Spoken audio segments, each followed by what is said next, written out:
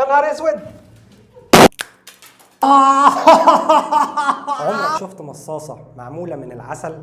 هو ده اللي هنشوفه في الفيديو ده. وهل العسل اصلا بيتجمد ولا لا؟ في نفس الوقت معلومة زيادة ان احنا هنعرف بيها اذا كان العسل طبيعي ولا مغشوش من خلال التجربة دي. التجربة دي اول واحد يعملها في الوطن العربي، هتتعمل دلوقتي وانت اول واحد هتشوفها.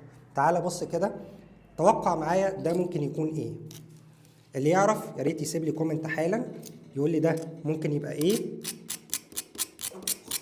احنا دلوقتي بنحاول نعمل تجويف في المادة دي. طبعا ده انا لو لمسته بايدي هتحرق. عبارة عن حاجة اسمها الدرايد ايس او التلج الجاف. التلج الجاف ده بيوصل درجة حرارته لماينس 79 او 78 مش فاكر.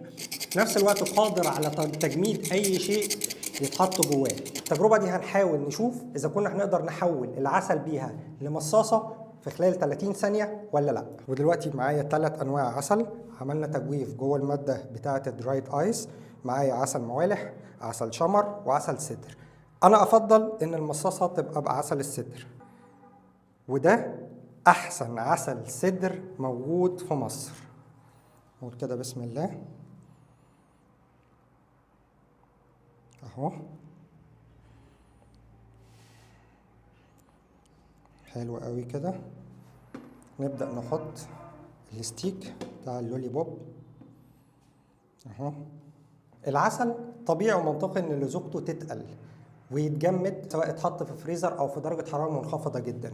المفروض ان نظريا بالورقه والقلم العسل ده يطلع في شكل قطعه مجمده. هنشوف دلوقتي هل ده هينفع ولا لا. بس خليني قبل ما اقفل التجربه اجيب لوح تاني من الدرايد ايس احطه من فوق عشان يبقى بالظبط الاتنين زي بعض. نقول بسم الله كده. 1 2 3 4 5 6 7 8 9. 2000 years later. نبدأ نشوف ايه اللي حصل في العسل. نقول بسم الله. نشيل البلوكة الأولى. طبعا في تبخير كبير قوي بيحصل.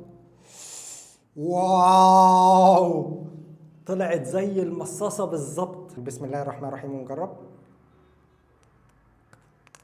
ده جامد يا جماعة.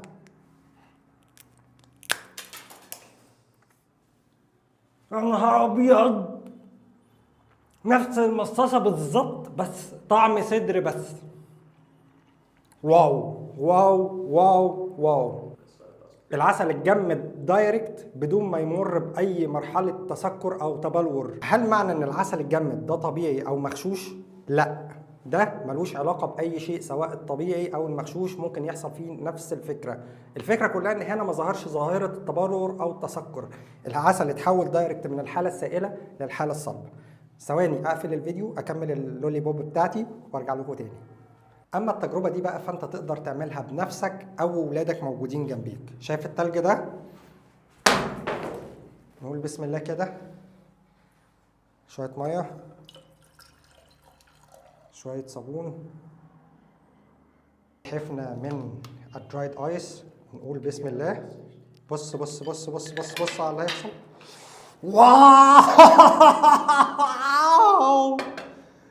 طبعا اللي انتوا شايفينه ده كله عبارة عن غاز ثاني أكسيد الكربون. يعني تعمل كده بيطلع دخان بس. دخان دخان دخان. واضح ان احنا حطينا شوية صابون زيادة. بصوا، شيل ده كده اهو.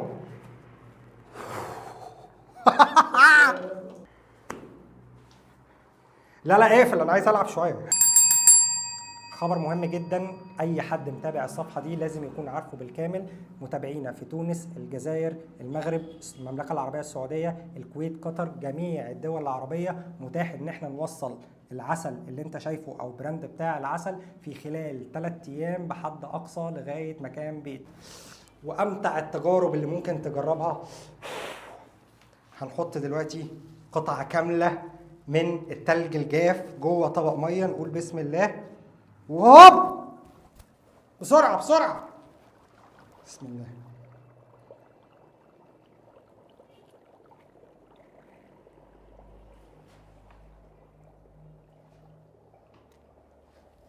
ونجحت التجربة. نجحت التجربة.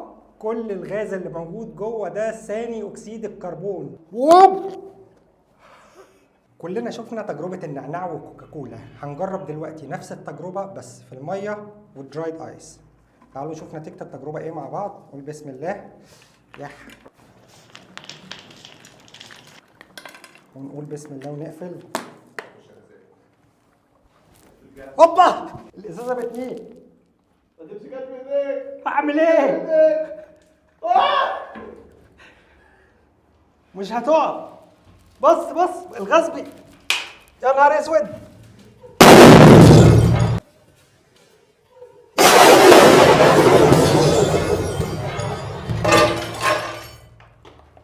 يا نهار اسود. الاستوديو باظ. الحمد لله ان ازاز الشباك ما اتعملش. ده ازاز الشباك كان ممكن يتدمر فعلا. قلت لك حط. اقفل الفيديو على كده. حلوه قوي كده يا جماعه. ودي كانت نتيجه التجربه بتاعت النهارده، انفجار كامل للازازه. محدش يجرب التجارب دي في البيت يا جماعه، احنا غلطنا ان احنا جربنا. اشوفكم في فيديو جديد وتجربه جديده. سلام.